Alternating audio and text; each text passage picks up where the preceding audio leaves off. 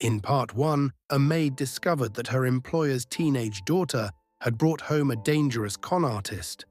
After uncovering his plan to steal $50 million and harm the daughter, the maid found herself trapped upstairs with a man holding a knife, just as the billionaire arrived home 3 days early. Now the final confrontation begins. The man at the daughter's door froze when he heard the billionaire's voice downstairs. For 3 seconds, the hallway was suspended in silence, the kind of silence that exists in the moment before an explosion. Then chaos erupted. The man spun away from the locked bedroom door and bolted down the hallway toward the back staircase. His footsteps pounded against hardwood, desperate and loud. The billionaire's voice boomed from below. "What the hell is going on?" "Who's in my house?" The maid threw open the bedroom door, pulling the daughter with her. "Your mother's here. We need to get downstairs, now." But the girl was frozen, trembling, her face streaked with tears. "I brought him here. This is my fault. I let him." "We don't have time for that." The maid gripped her shoulders firmly. "Your mother is here. You're safe, but we need to move." They rushed toward the main staircase, the daughter stumbling in shock. Downstairs, the billionaire stood in the foyer, still in her business suit from the plane, her face a mixture of confusion and rising fury. With her were 2 security guards, large men in dark clothing, who'd apparently accompanied her from the airport. The moment she saw her daughter on the stairs, relief flooded her features. "Sweetheart, are you okay?" She started toward her, then stopped when she saw her tears, her terror. "What happened? Who?" "Ma'am," the maid's voice cut through. "There's a man in the house. He's armed. He's been stealing from you and threatening your daughter." He went toward the back staircase. She didn't get to finish. A crash came from the rear of the house, glass shattering. The man was trying to escape through a window. The billionaire's expression transformed into something cold and dangerous. She turned to her security team. "Find him, now, and call the police." The 2 guards moved immediately, one speaking rapidly into a phone, while the other headed toward the back of the house. The billionaire climbed the stairs 2 at a time and pulled her daughter into her arms. The girl collapsed against her, sobbing. "I'm sorry, Mom. I'm so sorry. I thought he loved me." "Shh. It's okay. You're safe now. I've got you." Over her daughter's shoulder, her eyes found the maid. They were filled with questions, and something else. Gratitude. "You," she said quietly. "You sent me the email." The maid nodded, her own hands still shaking from adrenaline. "I found out who he was, what he was planning. I tried to handle it, but you saved her life." The words came out rough, choked. If I hadn't seen that email and changed my flight." She couldn't finish the sentence. From the back of the house, shouting erupted. The security guards had found the man. "Let me go. I didn't do anything. This is a misunderstanding." The sound of a struggle, something heavy hitting the floor.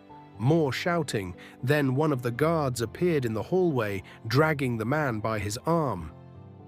The man's face was scratched. He'd clearly fought back, but he was subdued now, breathing hard, eyes darting like a trapped animal. The second guard followed, holding up the knife. "Found this on him, Ma'am. And a bag full of documents from your office. Bank statements, account information. Looks like he was planning to clean you out." The billionaire's jaw clenched.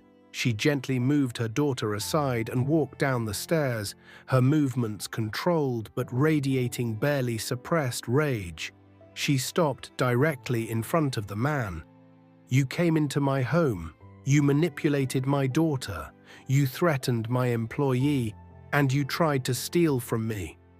The man tried to put on a confident smile, but it came out as a grimace. "Look, this is all a big misunderstanding. Your daughter and I, we're in love. We were just, don't." The billionaire's voice was ice. "Don't insult my intelligence. I know exactly what you are. I read your criminal record. I saw the surveillance footage of you draining my daughter's bank accounts. And I have a recording," she glanced at the maid who held up her phone, "of you planning to hurt her." The man's face drained of color. Outside, sirens wailed in the distance, growing closer.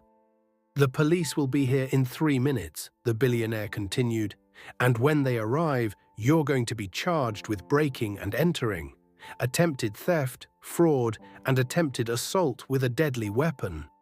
With your prior record, you're looking at 15 to 20 years. The man's bravado crumbled completely. Wait, we can work something out. I can give back the money. We're done talking." The police arrived exactly 3 minutes later. 4 officers flooded into the house, and within minutes, the man was in handcuffs, being read his rights. As they led him toward the door, he twisted back toward the daughter, his voice turning desperate, manipulative. "Baby, please, tell them this is all a mistake. You know I love you. Tell them, get him out of my house," the billionaire said quietly. The officers complied, and the man's voice faded as they took him to the patrol car outside. The next hour was a blur of police statements, evidence collection, and questions. The maid provided her recording. The security guards provided the stolen documents and the knife. The daughter, still shaking, gave her statement about the ATM withdrawals and how the man had convinced her to come home early from camp. Through it all, the billionaire never left her daughter's side. Finally, around 3 a.m., the last police officer left. The house fell silent again. But it was a different kind of silence now. Not tense or dangerous, just exhausted. The billionaire sat on the living room sofa with her daughter curled up beside her, her head on her mother's shoulder. She'd finally stopped crying, but her eyes were red and swollen. The maid stood near the doorway, unsure if she should leave or stay. The billionaire looked up at her. "Sit, please." She hesitated, then took a chair across from them. For a long moment, no one spoke. Then the daughter's voice came out small and broken. "I'm so stupid. I can't believe I fell for it. I can't believe I brought him here, put everyone in danger." "You're not stupid," her mother said firmly. "You're 17. You wanted someone to pay attention to you, to make you feel special. He knew that. He exploited that. None of this is your fault. But I should have known." "How?" "He was good at what he did. He had practice. He knew exactly what to say, how to act, what buttons to push." The billionaire's voice softened. "And if anyone's to blame here, it's me." The daughter lifted her head. "What?" "No, Mom." "Yes," she met her eyes. "I've been so focused on work, on building the business, that I forgot the most important thing I was supposed to be building. A relationship with you. You felt invisible in your own home. And when someone finally made you feel seen," she trailed off, her expression pained. "That's on me." Fresh tears spilled down the daughter's cheeks. "I just wanted you to notice me." "I know. And I'm sorry. I'm so sorry." She pulled her close again. "That changes now, starting today. I'm cutting back my travel. I'm making time. Real time, because nothing I'm building out there." She gestured vaguely toward the windows, toward the world beyond. "Matters if I lose you." The daughter nodded against her chest, her shoulders shaking with quiet sobs. The maid started to stand, feeling like she was intruding on a private moment, but the billionaire's voice stopped her. "Wait, please." She sat back down. The billionaire looked at her directly, really looked at her for what might have been the first time in 4 years. "I don't even know your name." The words hit harder than they should have. The maid's throat tightened. "It's on my employment file, Ma'am." I know. But I've never actually learned it. Never bothered to remember it. Even after 4 years, she paused. That's unforgivable. The maid didn't know what to say. Tell me, the billionaire said quietly. Please. It's Ruth. Ruth Mitchell. Ruth. She repeated it like she was committing it to memory. Ruth, you saved my daughter's life tonight.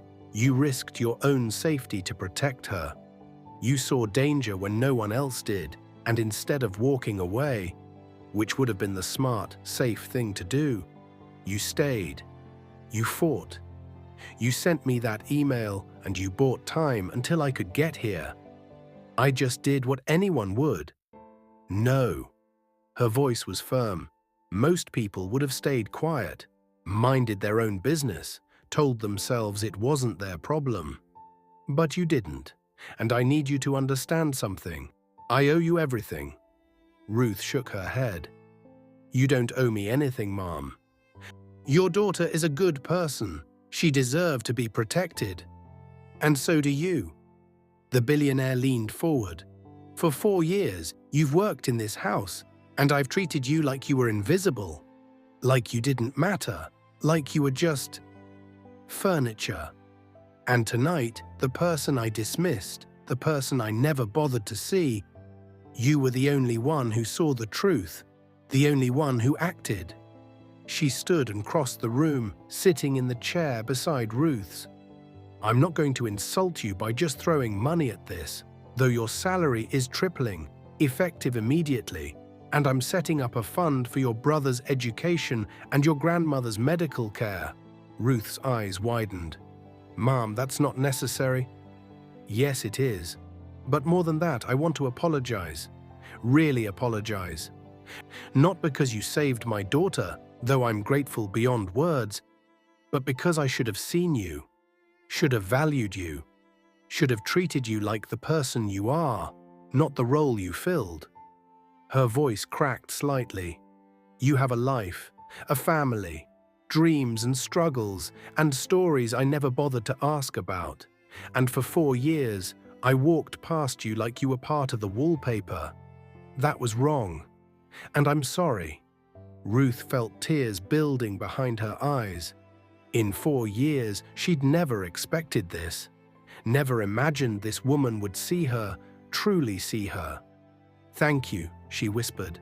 That means more than you know. The daughter spoke up from the sofa, her voice still thick with emotion. Ruth, can I call you Ruth? Ruth nodded. Thank you. For everything. For protecting me even when I didn't know I needed protecting. For not giving up even when I didn't believe you. She wiped her eyes. I called you invisible earlier. I said my mom barely knew you existed, and I'm sorry. That was cruel, and it was wrong. You didn't know, Ruth said gently. None of this is your fault. But I should have known, should have paid attention. You've been here my whole life, and I never… The girl's voice broke. I never even asked how you were doing. Well, Ruth said, managing a small smile, we can start now. If this moment is hitting you in the heart, take a second and hit that like button. Share this with someone who needs to hear this message. Because we're about to see how this transformation changes everything. 3 months later, the house felt different. The billionaire had kept her word. She'd cut her travel schedule in half, turned down deals that would take her away for extended periods, and actually started eating dinner at home, with her daughter, and with Ruth. That first dinner had been awkward. Ruth had tried to eat in the kitchen. Old habits die hard, but the billionaire had insisted she join them at the table. You're not the help, she'd said. You're family. It took Ruth 3 more dinners to believe she meant it. The daughter was in therapy now, working through the trauma of what had happened. She'd learned hard lessons about trust, about desperation, about the people who prey on loneliness. But she was healing. She'd also started asking Ruth about her life, really asking. about her brother in college, her grandmother's health, her dreams beyond this job, and Ruth slowly had started answering. The trial for the man was set for 6 months out. The prosecutors were confident. The evidence was overwhelming. He was looking at serious prison time. 2 of his previous victims had come forward after hearing about his arrest, finally willing to testify now that he was behind bars. The daughter had written them both letters, apologizing, thanking them for their courage, offering to help however she could. She was finding her voice. One evening, about a month after everything had happened, Ruth was in the kitchen preparing dinner when the billionaire walked in. She poured herself a glass of water and leaned against the counter. "Can I ask you something?" Ruth looked up from the vegetables she was chopping. "Of course. Why did you do it?" "Really?" She held up a hand. "I know. You said anyone would have. But that's not true, and we both know it. You risked everything. Your job, your safety, maybe even your life, for a girl who'd called you invisible, for a woman who'd treated you like furniture. Why?" Ruth set down her knife and thought about it. "Because," she said slowly, "I know what it's like to be unseen, to feel like you don't matter, to wonder if anyone would notice if you just disappeared." She met the billionaire's eyes. "And I couldn't let that happen to your daughter. She's young. She's hurting. She's looking for love in all the wrong places because she doesn't feel it where she needs it most. And I thought," her voice caught, "I thought if I stayed silent, if I did nothing, I'd be just as guilty as everyone else who'd failed her." The billionaire was quiet for a long moment.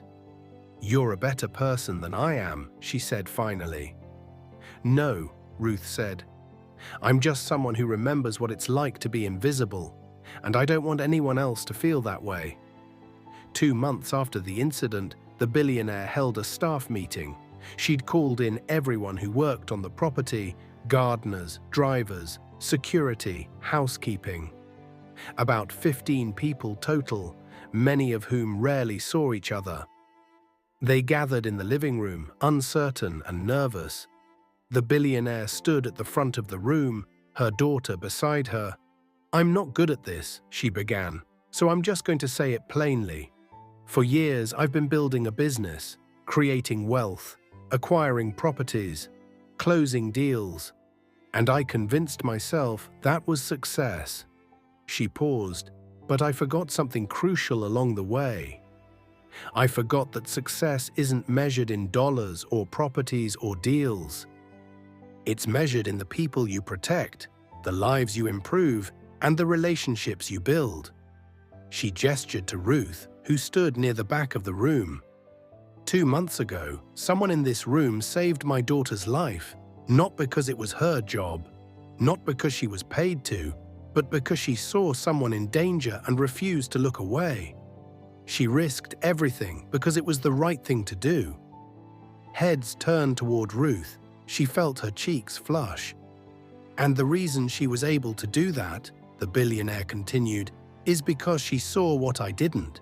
She paid attention. She noticed the details. She cared." She looked around the room at each person. "I've spent years treating the people who work for me as if they were invisible, as if they only mattered for what they could do, not for who they were. And I'm done with that. Starting today, this changes." She pulled out a piece of paper. "I'm implementing new policies. First, every staff member will have quarterly one-on-one meetings with me, not about work, about life. I want to know who you are, what you care about, what you're struggling with, what you're dreaming about." Murmurs of surprise rippled through the room. "Second, we're establishing an education fund. If you or your family members want to pursue higher education, this estate will cover it. Full tuition, no strings attached." The murmurs grew louder. "Third, healthcare. Full comprehensive coverage for you and your families. Medical, dental, vision. We're also partnering with mental health services, because I'm learning that taking care of people means taking care of all of them, not just the parts that show up to work. People were staring now, disbelief written across their faces. And fourth, and most important, I'm asking each of you to hold me accountable. If I walk past you without acknowledging you, call me out. If I treat you like you're invisible, remind me that you're not. Because I'm trying to change, but old habits die hard. I need your help. The room was silent. Then one of the gardeners, an older man who'd worked there for a decade, raised his hand tentatively. "Ma'am, can I ask why? Why now?" The billionaire smiled sadly. "Because I almost lost everything that mattered, and the person who saved it was the person I'd spent 4 years ignoring. That's not a mistake I'm going to make again." She looked at Ruth. "She taught me something I should have learned a long time ago. Everyone matters. Everyone has value. Everyone deserves to be seen." The trial ended with a conviction. The man who tried to con the daughter and had succeeded with others was sentenced to 18 years in prison. The daughter testified at the trial. It was hard, painful, but she did it. And when it was over, she felt lighter somehow, stronger. She'd started college that fall, close to home so she could see her mother regularly. But she was finding herself, finding her voice, building real friendships. She texted Ruth almost every day. The billionaire had kept every promise she'd made. The quarterly meetings happened. The education fund was established. 3 staff members were already enrolled in college programs. And the culture of the household had shifted. People greeted each other, asked about each other's days, knew each other's names and stories. The mansion was still beautiful, still luxurious, but now it felt like a home. One evening, Ruth was finishing up in the kitchen when the billionaire and her daughter walked in together, laughing about something. "Ruth?" The daughter beamed. "Tell my mum she's wrong about the best pizza in Seattle." Ruth smiled. "I'm not getting in the middle of that debate." "Smart woman," the billionaire said. She grabbed an apple from the bowl on the counter. "Hey, we're thinking about watching a movie tonight. Want to join us?" 6 months ago, Ruth would have politely declined, would have said she had work to finish, would have retreated to the guest house and her solitary evening. But tonight she smiled and said, "Sure. What are we watching?" "Something terrible," the daughter groaned.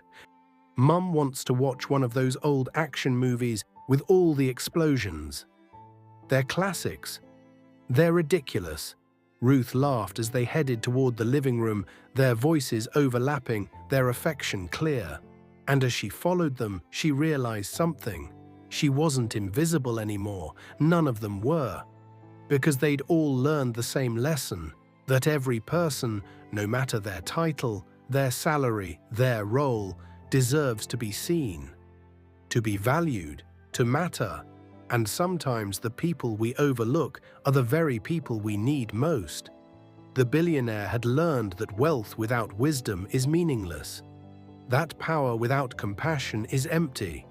That success measured only in dollars is failure measured in everything that truly counts. The daughter had learned that love doesn't come from desperation. That attention from the wrong person is worse than no attention at all.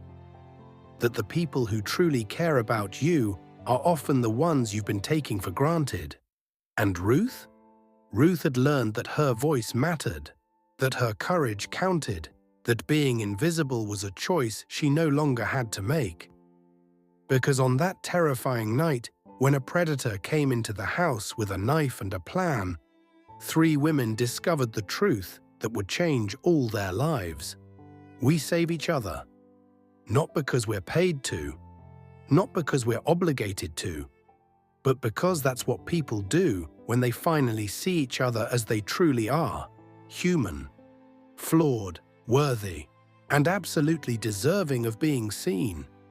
If this story touched your heart, don't just scroll away. Do 3 things for me.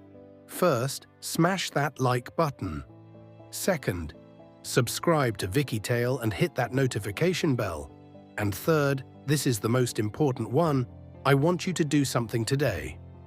Look around you, at the people you pass every day, the cashier at the grocery store, the person who cleans your office, the delivery driver, the co-worker you never talk to. Really see them. Ask their name. Ask how they're doing. Make them feel visible. Because you never know. That invisible person might be the one who saves your life someday. Drop a comment right now. Tell me, who have you been overlooking, and what are you going to do about it? Thank you for watching.